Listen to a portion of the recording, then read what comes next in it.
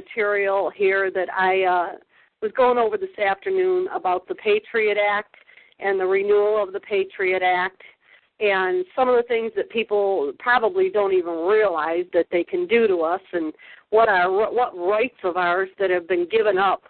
And, I mean, it's just ironic, some of the things that are in here. And it's important to note that no member of Congress was allowed to see the first Patriot Act before it passed, and no debate was tolerated by the House and the Senate leadership.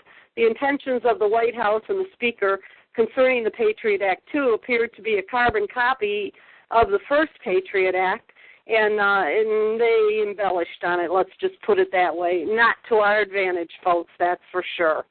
One of the things that I find interesting is the second Patriot Act is mirrored image of powers that Julius Caesar and Adolf Hitler gave themselves, whereas the first Patriot Act only gutted the First, Third, Fourth, and Fifth Amendments and seriously damaged the Seventh and the 10th. The second Patriot Act recognizes the entire federal government as well as many areas and state of government under dictatorial control of the Justice Department and Office of Homeland Security and the FEMA NORTHCOM Military Command. The Domestic Security Enhancement of the 2003 Act, also known as the Second Patriot Act, is by its very structure the definition of dictatorship, folks. So welcome to the good old USA. You know, and one of the things I found in here, and it just freaked me right out, was under Section 501, a U.S. citizen engaged in a lawful, now let's remember, folks, lawful activities can be grabbed off the street, thrown into a van, and never to be seen again. The Justice Department states that they can do this because the person had inferred from conduct. They were not a U.S. citizen. Remember, Section 802 of the first USA Patriot Act states that any violation of federal or state law can result in an enemy combatant terrorist designation. And boy, we can get on that list real easy, and I'm sure that just speaking your mind puts you on that list. But, I mean, it just amazes me that they can say they can grab someone and throw them in a van and make them disappear. Under Section 312, it gives immunity to law enforcement engaging in spying operations against the American people and would place substantial restrictions on the court injunctions against federal violations of civil rights across the board. And what does that tell you, folks? You ain't got a pot to piss in. You haven't got a right at all. They've taken them all from you. So hallelujah for our wonderful, wonderful new Patriot Act.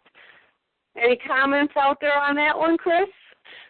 Oh, it's just absolutely incredible. I mean, you know, there's just so much information and so many people, suffering because of this act.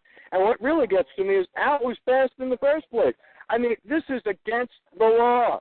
The laws that are being written now are against the law. And because the politicians, pass these laws, that doesn't make it legal, especially when it totally circumvents the Constitution of the United States of America. And, you bring up this with the Patriot Act.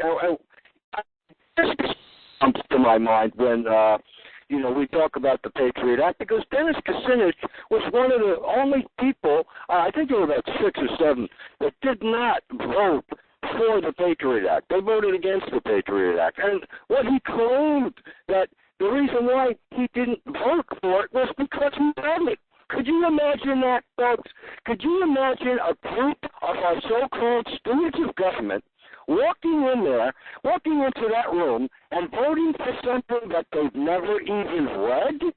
This was too big. It was too cumbersome for them to read. Those were some of the excuses why they didn't read the Patriot Act.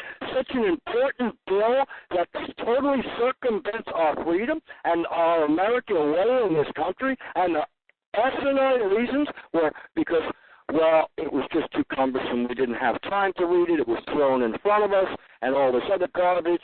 And, Dennis Kucinich says, I didn't vote for it because I read it. And I didn't like what I saw, and I didn't vote for it, okay? Now, that's a senator. That's a senator These others, I can just imagine why they voted for it, because they were bribed to vote for it, they were threatened, that they had to vote for it, and this is a type of puppets and marionettes that we have. Because I think by now, I hope you folks realize that these people don't run our country. They're run by people in the background, and we've discussed this on a couple of other shows, and I'm sure we'll be bringing them up again. The secret government, the National Security Council, the bankers, the corporations, the military-industrial complex. Okay, so I'm sure we'll be discussing that again. But I'd really like to hear about what's going on in Hardin tonight, Pam Vegan. Okay, let's get to Hardin. I just want to let you know that I have an assistant tonight, and Jackie, are you there? Yes, I am. Are you ready? We are going to play a clip here for you tonight, folks, and it's a clip we found here about what's happening in Hardin, and it's bone-chilling, and I hope you just pay attention here. It's pretty, I just want you to stand up and give your head a shake. Are we ready, Jackie? Okay, here it is.